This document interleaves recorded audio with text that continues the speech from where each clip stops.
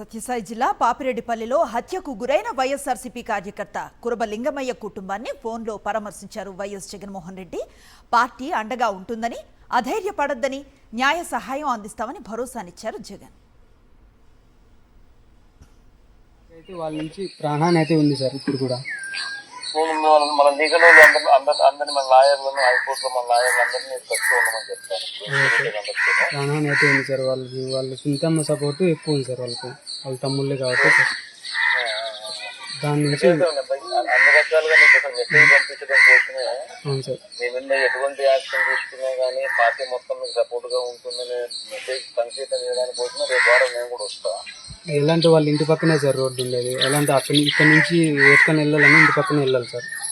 అందుకని ఏదైనా సార్ వస్తారు రేపు వారం. అందుకని నేను వచ్చే కార్యక్రమం అందరికీ బేసిక్లీ ప్రకాష్ ఉషమ్మ వీళ్ళందరి మీద కూడా కేసులు పెట్టాను. అవునవును సార్.